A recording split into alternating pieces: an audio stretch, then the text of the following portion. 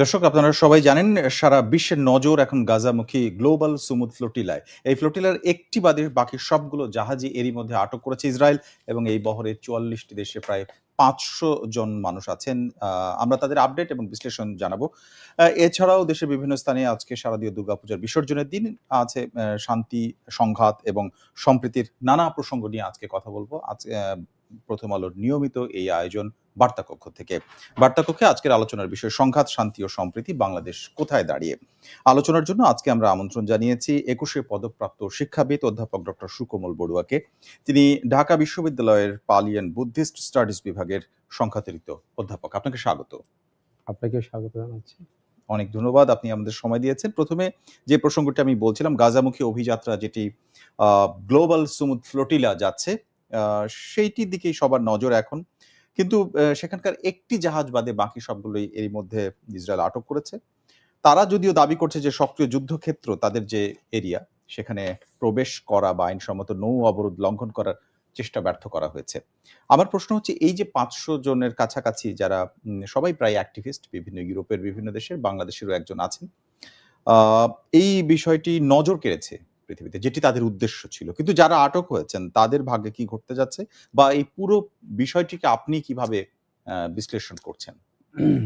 আমি প্রথমে আপনাকে ধন্যবাদ জানাই এবং প্রথম আলোকে আজকে আমাকে আমন্ত্রণ জানিয়েছেন আপনারা।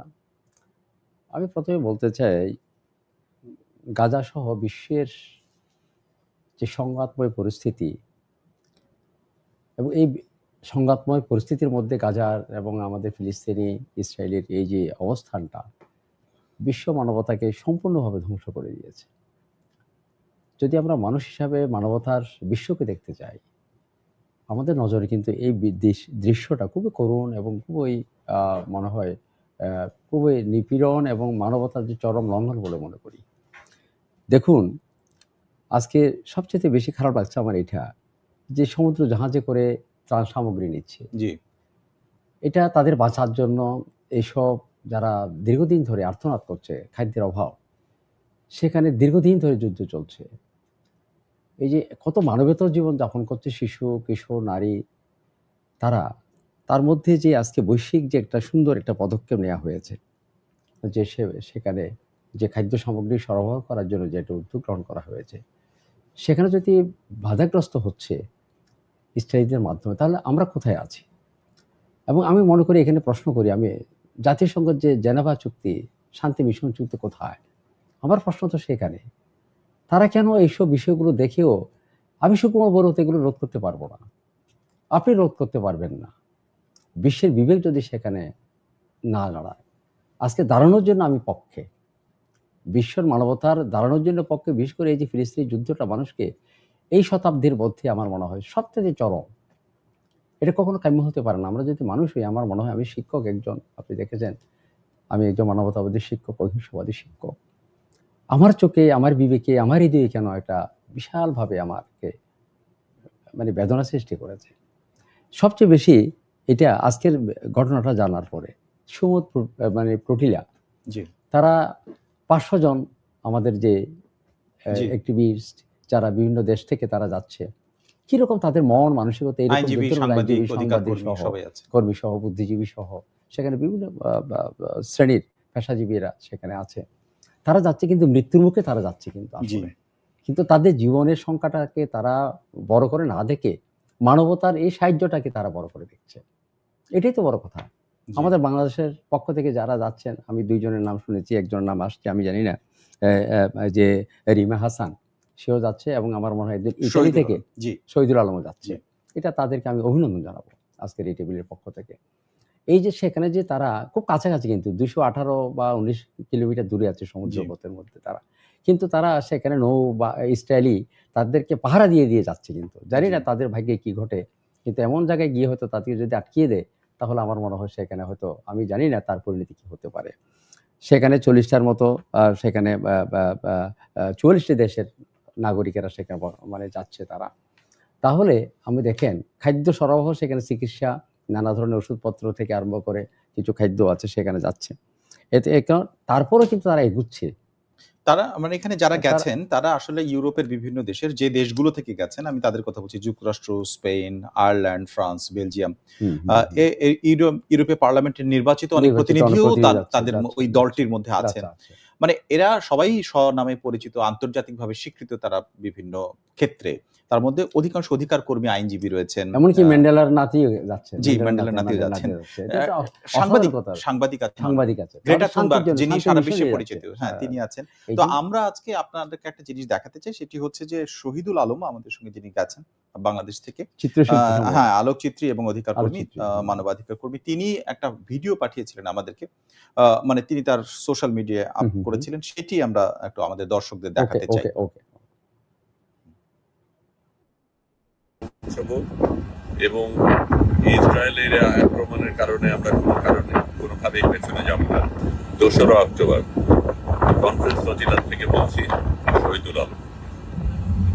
আমরা গতকালকে ঝড়ের ভেতর দিয়ে গিয়েছিলাম, কিন্তু এখন ঝড় কমেছে। ক্যাপ্টেন দ্রুত জাহাজ এগিয়ে নিয়ে যাচ্ছিলেন ঝড়ের আগে যাওয়ার জন্য। আমরা সুমুদ ফ্লোটিলার শেষ অংশে, এর আগের ফ্লোটিলাগুলি ইতিমধ্যে গাজার কাছে চলে গেছে। সামনে যেগুলি ছিল সেগুলিকে গত রাতে ইসরায়েলি হানাদাররা আক্রমণ করেছিল, কিন্তু আমরা এখনো সেই জায়গায় পৌঁছাইনি। গতকালকে সমুদ্রে একটা তুরস্কের নৌজাহাজ আমরা দেখেছিলাম, কিন্তু সেটা দূরেই থেকেছিল। আজকে কারা আমরা জানি না, কিন্তু আমরা ক্রমশ কাছে যাচ্ছি। আমরা অবশ্যই সেখানে পৌঁছাবো এবং ইসরায়েলের আক্রমণের কারণে আমরা কোনোভাবেই পেছনে যাব না। এখন সমুদ্র উত্তপ্ত, এখনো ঝড়ের আশঙ্কা রয়েছে, বিদ্যুৎ থেমে গেছে, বৃষ্টিও সকালে থেমে গেছে, কিন্তু আমরা আমাদের মতো চলছি। শহীদুল আলম বলছি, গাজার পথে। অধ্যাপক ডক্টর সুকমল বড়ুয়া, আপনি দেখছিলেন যে এটার মধ্যে কিন্তু এক ধরনের ঝঞ্ঝা বিক্ষুব্ধ ভয়, কখনো ঝোড়ো হাওয়া, এই সবকিছু উপেক্ষা করে তারা যাচ্ছিলেন। এরপরে আবার একটা ভয় আছে যে যেকোনো সময় আক্রমণ হতে পারে, এবং সেটি একরকম হয়েছে, কারণ একটি জাহাজ ছাড়া বাকিগুলোকে আটক করেছে তারা। এইটা দেখার পরে মানে যদি আমি আমাদের দেশের দর্শকদের যেহেতু অনুষ্ঠান, সেই জন্য শহীদুল আলমের এটি দেখালাম। এরকম তো আসলে আরো 500 জন মানুষ আছেন বা তার কিছু বেশি। সবার জন্য যদি কিছু বলেন, এই অংশগ্রহণটাকে কিভাবে দেখছেন? সবার জন্য বলাটা আমার মনে হয় সেখানে এই যে বৈশ্বিক একটা প্রচেষ্টার কথা বলা হয়েছে এখানে, তো তারা যাচ্ছে একটা মহৎ উদ্দেশ্য নিয়ে। কিন্তু যারা যাচ্ছে তারা কিন্তু মহৎ উদ্দেশ্য নিয়ে কিন্তু সেখানে যাচ্ছে। আমার মনে হয় এই যে নেলসন ম্যান্ডেলার নাতিনিকে সেখানে পাঠাচ্ছে, কত বড় মন থাকলে সেখানে যাচ্ছে, তার একটা মহিলা সেখানে যাচ্ছে, অংশগ্রহণ করছে। এই জায়গার মধ্যে যদি বাধা সৃষ্টি হয়, আমার মনে হয় বিশ্বের মানুষগুলো কোথায়? কেন আমরা এক জায়গার মধ্যে মানে এইসব জায়গার মধ্যে কেন আমরা এক হতে পারছি না? দীর্ঘদিন ধরে যুদ্ধ চলছে, গাজার এই যে তাদের উপরে যে অত্যাচার চলছে আমরা তো দেখছি। একটা মানুষ কিভাবে তারা মৃত্যুবরণ করছে, ধ্বংস হচ্ছে সেখানে।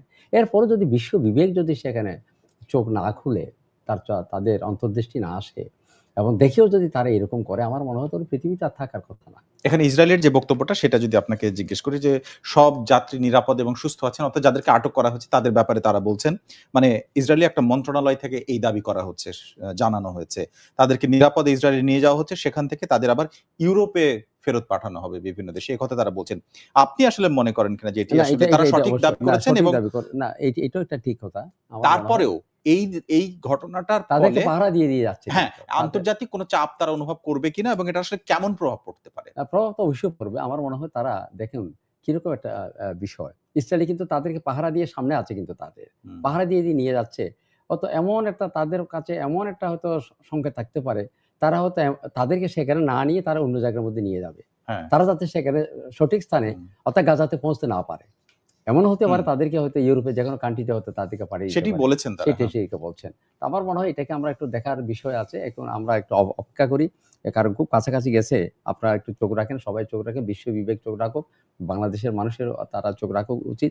তবে আমার মনে হয় এই সময়ের মধ্যে আমাদের সকলে ঐক্যবদ্ধ হয়ে আমরা কেন একটা বিশ্বের মধ্যে একটা ডাক দিতে পারছি না, গাজাকে উদ্ধার করো, গাজার এই মানুষদেরকে উদ্ধার করো তোমরা। এক এবং অভিন্ন একটা সুর, ভয়েস দেখেন আমরা তৈরি করতে পারছি না কেন? কেন এখানে কেন আমাদের দ্বিতীয় বিভক্তি থাকবে? এখানে কেন আমাদের জাতিতত্ত্ব এবং রাষ্ট্রতত্ত্বের মধ্যে বিভাজন থাকবে?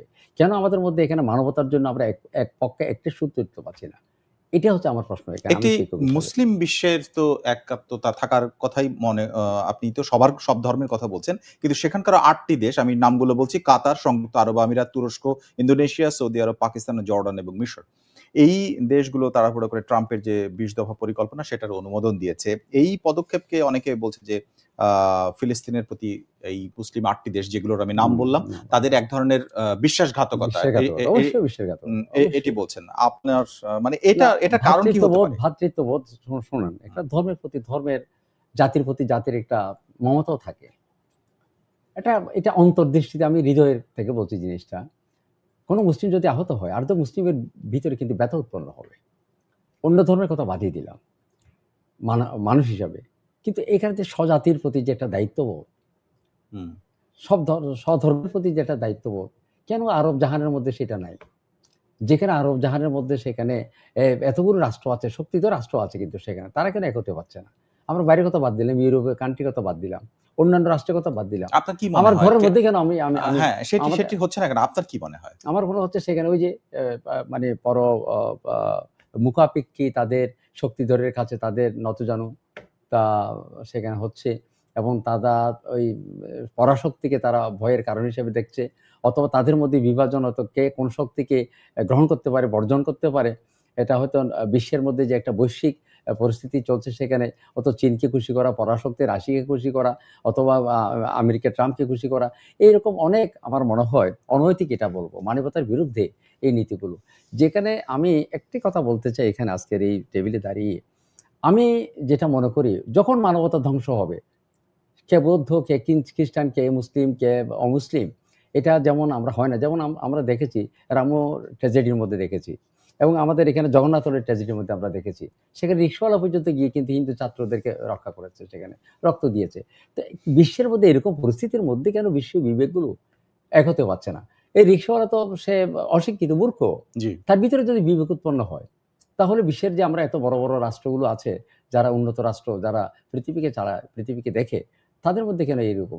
আমি আপনার কাছ থেকে এই প্রসঙ্গে শেষ একটা জিনিস মন্তব্য জানতে চাই, সেটা হচ্ছে এই যে ৪৪টি দেশের প্রায় ৫০০ মানুষ, মানে যারা প্রত্যেকেই কোনো না কোনোভাবে অ্যাক্টিভিস্ট, তাদের এবারের এই উদ্যোগটাকে পরিণতি আপনি কিভাবে দেখছেন?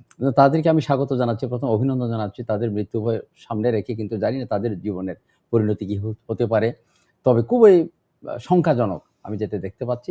তবে তারা দেখুন, তারা গিয়েছে কেন? তারা বিশ্বের মধ্যে নন্দিত।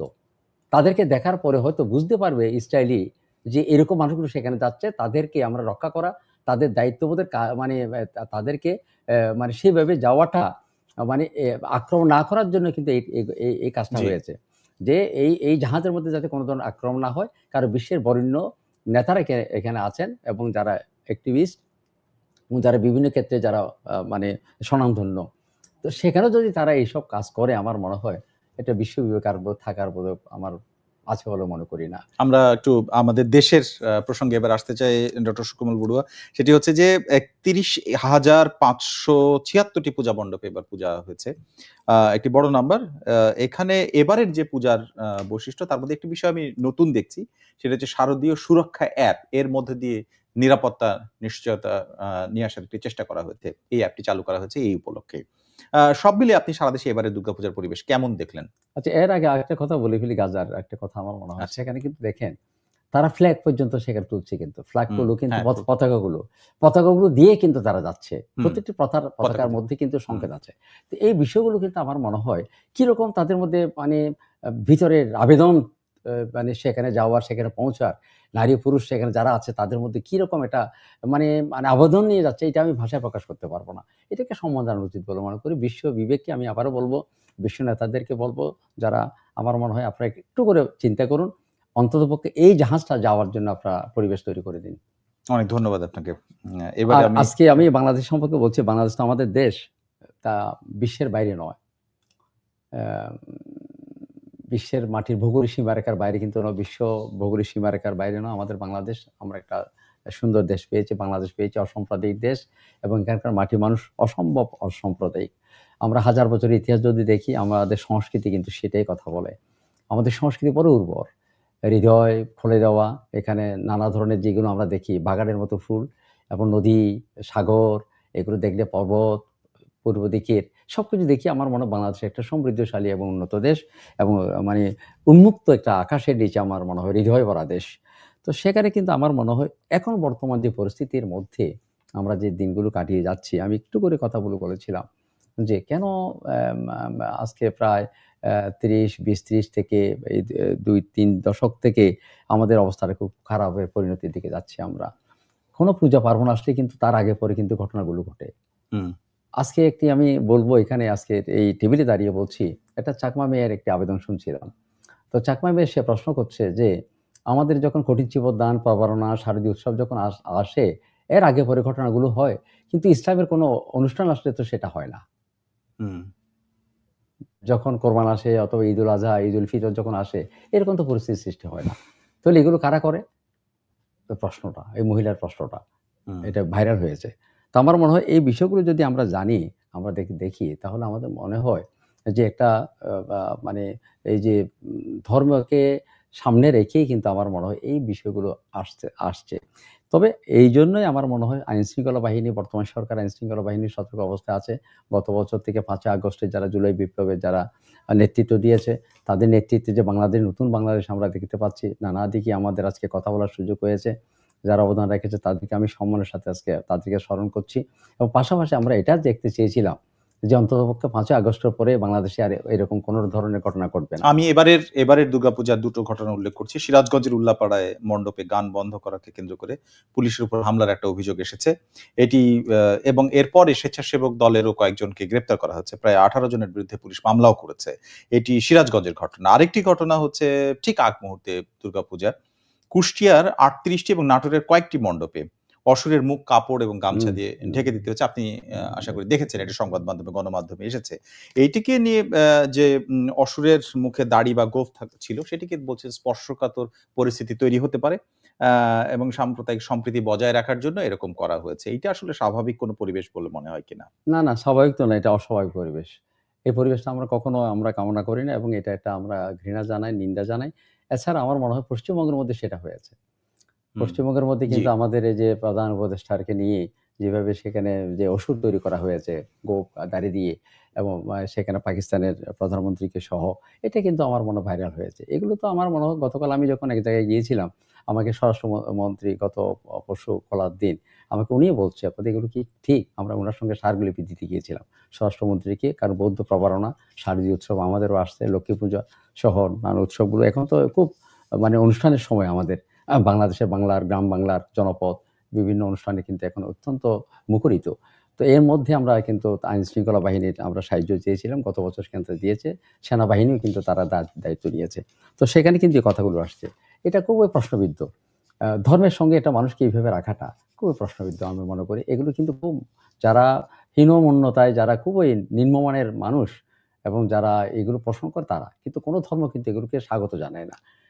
ধর্ম আসলে নিজে তো স্বাগত জানায় না, কিন্তু ঘটনাগুলো ঘটে। আমি আপনাকে আরেকবার উল্লেখ করছি যে প্রায় 31,500 পূজা মণ্ডপ হয়েছে এবং সেই এতগুলো পূজা মণ্ডপে প্রত্যেকটিতে 4 থেকে 8 জন করে আপনার আসলে মানে গুরুত্ব ভেদে আনসার সদস্য নিরাপত্তার দায়িত্ব পালন করেছে। তারপরে আমি একটা অ্যাপের কথা বলছিলাম, এগুলো কি আসলে মানে আনুষ্ঠানিকতা পর্যায়ে থেকে যাচ্ছে কিনা? এরপরেও ইস্যুগুলো আসলেই সামনে আসলে আপনি যে একটা নারীর বক্তব্য উত্থাপন করলেন সেই রকমই বিষয়টা থেকে যাচ্ছে কিনা? আমি বলছি 23শে সেপ্টেম্বর রাতে বাড়ি ফেরার পথে খাগড়াছড়িতে 13 বছরের যে পাহাড়ি কিশোরকে দলবদ্ধভাবে ধর্ষণের ঘটনা ঘটেছে, পরবর্তীতে ধর্ষকের গ্রেপ্তার এবং বিচার দাবিতে কর্মসূচি, সেখানেও অপ্রীতিকর ঘটনা ঘটেছে। এই বিষয়গুলো নিয়ে হামলা হয়েছে। পরবর্তীতে আবার সরকারি একটি রিপোর্টে বলা হচ্ছে যে এই সমস্ত ঘটনা ঘটেনি। আমার প্রশ্ন হচ্ছে যে এটি নিয়ে আপনার না ঘটেনি। এটা পাহাড় তো আমাদের পূর্ব দিকের পাহাড়টা কিন্তু সবসময় উষ্ণ থাকে, জানি না কেন। আমি এটা সেনাবাহিনীর প্রধান যিনি জেনারেল ওয়াকারুজ্জামান, ওনার সঙ্গে আমার বেশ কয়েকবার দেখা হয়েছে। উনি চেয়েছিল, আসলে ওনার মনটা বড়, আমি দেখেছি, জানি না কে কীভাবে মনে করে ওনার সঙ্গে আমার ঘনিষ্ঠভাবে কথা বলার সুযোগ হয়েছে এবং সম্প্রীতি ভবন তৈরি করার জন্য তিনি এই যে বাংলাদেশ সম্প্রীতি ভবন, সম্প্রীতি যা শান্তি সম্প্রীতি আসার জন্য সৌহার্দ্যপূর্ণ অবস্থান তৈরি হওয়ার জন্য তিনি অনেক পদক্ষেপ গ্রহণ করেছে, আমি যেটা জানি, এবং আমি সেই মিশনের সঙ্গে আমি কিন্তু যুক্ত আছি। এই জন্য বলছি তিনি চাচ্ছেন পাহাড়ি বাঙালির মধ্যে এই দূরত্বটা কেন থাকবে। এবং তারা সেখানে যে পাহাড়ে যে উৎসবগুলো হয়, মুখরগুলো, এই যে মহিলাটা বলল যে সেখানে কঠিন চিবদান, আমাদের বৌদ্ধ কঠিন চিবদান হয় সেখানে, কিন্তু অসম্ভব মানে আড়ম্বরপূর্ণভাবে হয়। এর আগে কিন্তু গত বছর কিন্তু তারা বয়কট করেছে, কারণ সেখানে এরকম হামলা হয়েছিল। তারা বলছে আমরা আর পুজো করবো না, আমাদের এই কঠিন চিবদান হবে না, সেরকম তারা ঐক্যবদ্ধভাবে হয়েছে। এবারও বোধ সেরকম একটা চলছে। কারণ কেন হবে? এই যে পাহাড়ি মেয়েটা, খুব অল্প বয়সী মেয়েটা, 13 বছর বয়স হবে। তো এগুলোকে আইন শৃঙ্খলা বাহিনী আছে, সেনাবাহিনীরা আছে, বিভিন্ন গোয়েন্দা বাহিনী আছে, তারা কেন দেখে আর পরেও কিন্তু তারা শাস্তিমূলক ব্যবস্থা গ্রহণ করে না? তারা চাচ্ছে ঠিক আছে ঘটেছে, কিন্তু আপনারা তাদেরকে প্রশ্রয় দিচ্ছেন কেন? আইনের আওতায় আনছেন না কেন? এই পর্যন্ত যতটুকু ঘটেছে, কিন্তু কেউ আইনের আওতায় আসলো না।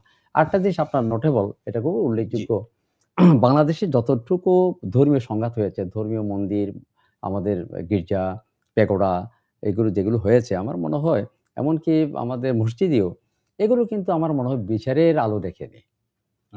বিচারের আলো না দেখাতে, বিচারহীনতায় এটা আমাকে এড়িয়ে যায় কেন আমি বুঝি না। এর ভিতর কি আছে? কেন তার বিচার করতে পারে না? দিবালোকের স্বপ্ন। আমি রামুর ঘটনা 2012-তে, আমরা গত 29শে সেপ্টেম্বর আমরা এটা পালন করেছি। এটা রামুর ট্র্যাজেডি, কালো অধ্যায় বাংলাদেশের এবং বিশ্বের বৌদ্ধদের জন্য কালো অধ্যায় সৃষ্টি করেছে। সেদিন আমরা এই কথাগুলো বললাম, অথচ সেখানে লিস্ট ছিল। বিচার বিভাগ, বিভিন্ন বিভাগ গঠন হয়, কোনো একটা ঘটনার পরে নানা বিভাগ গঠন হয়, পুলিশ বাহিনী থেকে, বিচার বিভাগ থেকে, নানা বাহিনী থেকে সেটা হয়। কিন্তু সেখানে এত কিছু হওয়ার পরে কিন্তু আমার মনে হয় সবকিছু কিন্তু তার আলোর মুখ দেখে না, সেখানে এই ফাইলের মধ্যে বন্দী থাকে। এটা শুধু আজকে না, এটা শুরু হয়েছে যে ধর্মীয় কোনো প্রতিষ্ঠানের বিচার হয়েছে বলে আমার 40 মানে এই 4 দশকের মধ্যে, 5 দশকের মধ্যে সেটা জানা নেই। অর্থাৎ এই জন্য বলছি, প্রশ্নটা জানছি, আজকে যে আমাদের আইনশৃঙ্খলা বাহিনী, বর্তমান সরকার, প্রফেসর ডক্টর ইউনূস সরকার, তিনি তো একটা বিশ্বের নেতা। আমার মনে হয় তাকে ভাবা উচিত। তার কাছ থেকে মানুষের প্রত্যাশা বেশি, জাতির প্রত্যাশা বেশি, কারণ তিনি বিশ্ব নেতাদের একজন। তো যার ফলে তার উচিত বাংলাদেশের সাম্প্রদায়িক সম্প্রীতি রক্ষা করা, একতা রক্ষা করা। তিনি চেষ্টা করছেন, আমি জানি তার মন ভালো, এবং তার উপদেষ্টা মণ্ডলীরা যারা আছে তারা অবশ্যই তারা কাজ করছে। কিন্তু কেন তারা এতগুলো বাহিনীকে ব্যবহার করে আর পরেও কেন এগুলো হবে? এত নজরদারি, তারা বলে যে আগে থেকে আমরা দৃষ্টি রাখছি, সবকিছু হয়, মানে তো তাদের পূর্ব প্রস্তুতি থাকার পরেও, এত বাহিনীকে তারা নিয়োগ করার পরেও কেন এগুলো হয়? তাহলে কোথায় এটা? কারা করে এটা? কে বা করে এটা? তাদের গোয়েন্দা নজর এগুলো আসে না কেন? আমি তো প্রশ্ন থাকে এগুলো। এই যে মহিলাটার কথা আবার বলছি, সেটা আসলে গুরুত্বপূর্ণ প্রশ্ন। এটা গুরুত্বপূর্ণ প্রশ্ন কিন্তু উত্তম করেছি। এটার মধ্যে অনেক কিছু চলে আসছে। আজকে আমি এটা কিন্তু আমি সেনাবাহিনীকে আমি দিয়েছি এটা। জি, আমি এই টেক্সটটাকে। উনি বলছে যে আমাদের পূজা পার্বণ আসলে কেন আমাদের আতঙ্ক থাকতে হয়? কেন আমাদেরকে বাহিনী দিয়ে আমাদের পূজা পার্বণগুলো করতে হয়? এই দেশ তো সকলের। এই দেশের নাগরিক তো আমরা। এই দেশের পরিচয় দিয়ে আমরা সবকিছু ব্যবহার করি বাংলাদেশের নাগরিক হিসাবে। যেখানে যাই সেখানে বাংলাদেশ লিখি আমি। আমি তো বাংলাদেশের বাইরে নয়। তাহলে আমার পূজা অর্চনা আসলে আমার পূর্বাপর ঘটনার মধ্যে পাহারা দিতে হবে, আমি যেতে পারবো না, আমাকে এইদিকে যাও, ওইদিকে যাও। এটা কেন হয়? সেটি যেমন ধরেন এই যে, তাহলে আমরা প্রশ্ন, এই প্রশ্নটা, আরো একটা প্রশ্ন আমি উত্থাপন করতে চাই, আজকে আপনার কাছে জানতে চাই, সেটি রোহিঙ্গা ইস্যুতে, যে বাংলাদেশের সংখ্যালঘুদের এই যে আতঙ্ক বা এক ধরনের চাপ, মানসিক চাপ, যদি কোনো কিছু নাও ঘটে এক ধরনের চাপ থাকে, যে স্পর্শকাতর পরিস্থিতি তৈরি হতে পারে পুলিশের ভাষায় যেটাকে বলা হয়। বাংলাদেশের এই নির্যাতনের প্রসঙ্গ আসলে মিয়ানমারে আবার উল্টো, তারা সেখানে দেখা যাচ্ছে বুদ্ধিস্টরাই রোহিঙ্গাদের দেশত্যাগে বাধ্য করেছে এবং তারা এখন আমাদের দেশে অনুপ্রবেশ ঘটিয়েছে এবং বড় সংখ্যায় রয়েছে, আপনি জানেন। আমার প্রশ্ন হচ্ছে, শান্তিতে নোবেলজয়ী অং সান সু কির দেশ থেকে আরেক শান্তিতে নোবেলজয়ী অধ্যাপক ডক্টর ইউনূসের দেশে, তিনি গত কিছুদিন আগে বললেন যে ঈদের সময় তারা পরের ঈদটা তাদের নিজের দেশে যেয়ে করবেন, ঘরে যেয়ে করবেন, কিন্তু এই কথার বাস্তবতা আমরা শেষ পর্যন্ত দেখিনি। আপনার ঠিক কেন বলে মনে হয়? দেখুন, বিশ্ব পরিস্থিতি তো আমি বারবার বলছি, ডক্টর ইউনূসের সদিচ্ছা আছে, এটা আমি জানি। অং সান সু চি, যিনি বিশ্ব বরেণ্য নেতা, নোবেল বিজয়ী, দুজনে নোবেল বিজয়ী, তাদের মনের আকাঙ্ক্ষা অসম্ভব ভালো। কিন্তু বিশ্বের যে একটা আন্তর্জাতিক যে নানা ধরনের ষড়যন্ত্রগুলো চলে, তাদের বাইরে নয়। যেমন ধরেন, আমার মনে হয় এই যে আমাদের ডক্টর ইউনূস যখন ওখানে গেলেন, তাদের সঙ্গে কথাবার্তা বললেন, এবং সেখান থেকে একটা সংবাদ পেলাম, বিশ্ব নেতারা নাকি চাচ্ছে, অনেক রাষ্ট্রের প্রতিনিধিরা চাচ্ছে নাকি আমাদের নির্বাচনটাকে বিলম্বিত করার জন্য। সাক্ষাৎকারে তিনি বলেছেন, এবং সেটা পত্রিকাতে আসছে, ভাইরাল হয়ে গেছে এটা। তাহলে দেখেন বিশ্ব নেতারা, তাহলে দেখেন আমাদের দেশ কিন্তু বিশ্বের বাইরে নয়। এই জন্য আমার আন্তর্জাতিক চাপগুলো, আন্তর্জাতিক কেন যে কলাকৌশলগুলো এইভাবে হচ্ছে বিশ্ব মানবতাকে লঙ্ঘন করার জন্য, মানুষের কষ্ট দেওয়ার জন্যে, মানুষের এই যে দেশকে বিভাজন তৈরি করার জন্য, মানুষের সংঘাত তৈরি করার জন্য, সহিংসতা তৈরি করার জন্য, এসে আমার মনে হয় সেখানে শুধু প্রফেসর ডক্টর ইউনূসের কাজও নয়, এখানে আমার মনে হয় নোবেল বিজয়ী যিনি মিয়ানমার যিনি আছেন অং তার সান মানে কি, সুচি, মানে উত্তরটা এরকম, আপনি উত্তরটা যেটা বললেন এটা যে বাধ্য হয়েছেন তারা, আসলে ইচ্ছা ছিল কিন্তু বাধ্য ইচ্ছে ছিল হয়েছেন। না, বাধ্য হচ্ছে তো, বাধ্য হচ্ছে। যেমন আমি সুকুমার বড়, অনেক সময় তো আমি বাধ্য হচ্ছি, আচ্ছা, আমি তো আমার মতো করে চলতে পারছি না। তো যার ফলে আমার মনে হয় এখন এই যে আন্তর্জাতিকভাবে যদি আমরা পরিশুদ্ধতা লাভ না করি, আন্তর্জাতিক যদি মধ্যে বিবেকবোধ না হয়, তাহলে তাহলে এটা আমার মনে হয় সম্ভব এটা না। সম্পূর্ণ আমার সম্ভব আলোচনার না। একেবারে শেষ প্রান্তে শেষ প্রশ্ন আমার, সেটি হচ্ছে যে দেশের এই মুহূর্তে সাম্প্রদায়িক পরিস্থিতি, বৈশ্বিক নানা বিষয়ে আমরা আলোচনা করেছি। আপনার কি মনে হয় আগামীতে ফেব্রুয়ারিতে নির্বাচনের কথা আছে, বাংলাদেশের জাতীয় সংসদ নির্বাচন, আমাদের সবকিছুই তো শেষে এসে একটি নিরাপত্তা, যেটি পুলিশি নিরাপত্তা বা অন্যান্য আইন শৃঙ্খলা বাহিনীর যে অবস্থা আপনি দেখছেন, তাতে আপনি আশ্বস্ত কিনা? আশ্বস্ত আমি। প্রথম প্রশ্ন হচ্ছে আমার প্রশ্নবোধক। হুম, প্রথম প্রশ্নবোধক এই জন্যই যে পিআর পদ্ধতি একটা বলছে, কারণ বাংলাদেশের মানুষগুলো তো এগুলো অভ্যস্ত নয়। আমরা গণতান্ত্রিক রাষ্ট্রের পথে, আমরা গণতন্ত্রকে, মানুষের চাহিদাকে কিন্তু আমাদের না পূরণ আমার করতে হবে। নিরাপত্তা আসপেক্টে, নিরাপত্তা এটা অ্যাসপেক্টেও আমার মনে হয় নিরাপত্তার দিক থেকেও আমরা যত কিছু করি না কেন, নিরাপত্তা বোধ প্রশ্নবিদ্ধ থাকতে পারে। কারণ আমি দেখেছি এখানে আমাদের মধ্যে বিভাজন সৃষ্টি হয়েছে। আমাদের মধ্যে যেগুলো দলগুলো আছে, দলের মধ্যে আমরা ঐক্যমত্য নেই। তো যার ফলে যেহেতু ঐক্যমত্য নেই, সেখানে সংঘাতের আহ, আবহটা, সংঘাতের প্রশ্নটা থেকে যায়। যেখানে আমরা এক হতে পারছি না, তাহলে নানা ধরনের প্রশ্নের, নানা ধরনের যারা কাজ করবে তাদের কাছে হয়তো সদিচ্ছা নাও থাকতে পারে। তো এই জন্য আমার মনে হয় আমাদের এখনো সময় আছে, আমরা এক জায়গায় যেতে পারি, পৌঁছতে পারি। আমি শিক্ষক হিসাবে এটা বলতে চাই। তবে সবার কাছে আমার একটা আবেদন থাকবে, দীর্ঘদিন পর আমাদের একটা নির্বাচন, এবং সেটা ফেব্রুয়ারিতে দিয়েছে, এবং আমাদের প্রফেসর ইউনূসকে আমি অনুরোধ জানাবো, আপনার বাহিনীগুলোকে সব কিছু নিয়েই আপনার একটা অসম্ভব একটা শান্তির মুকুট আপনার মাথায় আছে, এই মুকুটটা যাতে শান্তিতে পরিণত হয়। অনেক অনেক ধন্যবাদ। মাথাতে মুকুট থাকলে হবে না, অনেক পরিচয়ের মুকুট থাকলে হবে অনেক না, ধন্যবাদ আপনাকে কিন্তু আজকে হৃদয়ের আমাদের এবং সাথে। কাজের মধ্যে যাতে শান্তিতে আসে। তিনি আমাদের চট্টগ্রামের লোক, ওনাকে আমি ধন্যবাদ জানাই, অভিনন্দন জানাই। ওনার কাজকর্ম ভালো, এবং আমরা প্রবরণার শুভেচ্ছা বিনিময়ের জন্য ওনার কাছে যাচ্ছি। আগামী আচ্ছা, কয়েকদিনের মধ্যে আমরা শুভেচ্ছা বিনিময় করব। ওনার হৃদয় বড়, কিন্তু পাচ্ছে না বিশ্বের মানুষের চাপে, উনিও নানাভাবে আছে বিধ্বস্ত আর কি। এই কথাগুলো বললাম, এবং সকলকে অভিনন্দন জানিয়ে, এবং প্রথম আলোর অভিযাত্রা আরো সুন্দর হোক, সফল হোক, সমুজ্জ্বল হোক, এই কামনা করে আপনাদের প্রত্যাশা পূরণ হোক, বিশ্ব মানবতার জয় হোক। আমি আপনাদেরকে ধন্যবাদ জানাচ্ছি। আপনাকে ধন্যবাদ আমাদেরকে সময় দেওয়ার জন্য আজকে, অধ্যাপক ডক্টর সুকোমল বড়ুয়া।